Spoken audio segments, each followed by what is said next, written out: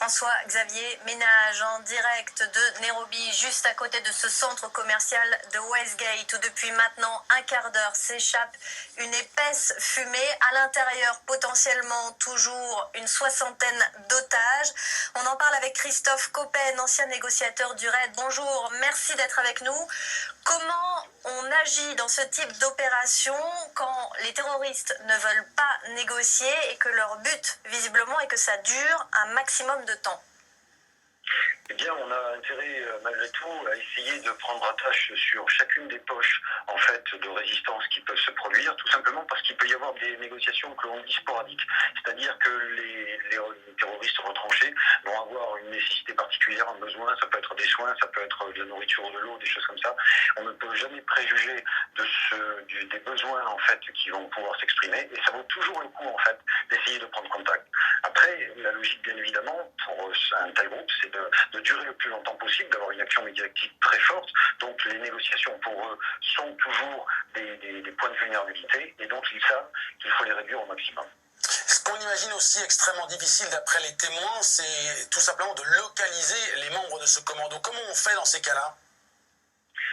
Nous avons ici dans les pays occidentaux des moyens technologiques qui nous permettent d'affiner le recueil d'informations. C'est plus compliqué lorsque l'on est sur place, même si peut-être que des experts sont arrivés avec des moyens d'investigation supplémentaires.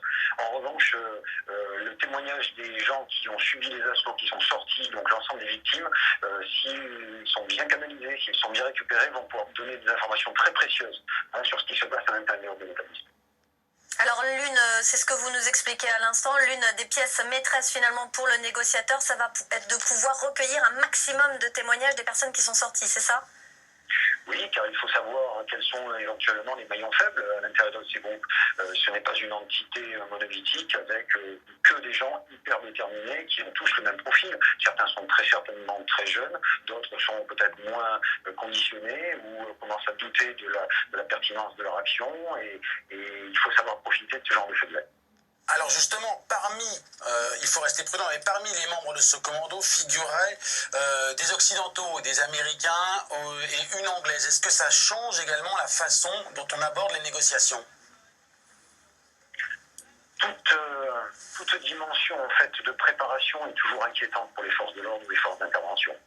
Donc plus un plan est préparé, structuré, plus on a le risque qu'il y ait un plan diabolique qui se déroule. Comme par exemple là, sur la forte explosion qu'il y a eu après les tirs sporadiques, on peut très bien imaginer que des forces de l'ordre ont commencé à progresser dans une zone où il y avait des explosifs et où les terroristes les ont fait sauter au moment où ils approchaient. Donc il y a toujours ce risque-là. Dès lors qu'il y a en effet des éléments étrangers dans le panel de terroristes qui sont engagés sur l'opération, il y a le risque en effet qu'il y ait une très très grosse préparation bien au-delà simplement du coup de force. Alors on voit les camions de pompiers qui arrivent sur les lieux alors qu'une épaisse fumée noire s'échappe toujours du toit du centre commercial. L'un des problèmes aussi, c'est que les terroristes sont dans ce centre commercial depuis maintenant 2 jours et qu'ils ont eu largement le temps de piéger les lieux.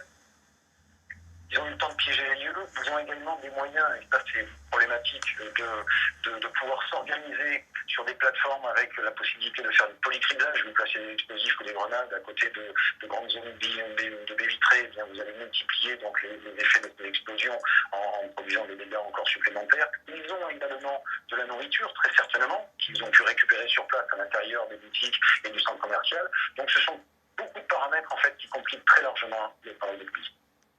Merci beaucoup Christophe Coppen, donc ancien négociateur du RAID. On vous retrouvera dans les prochains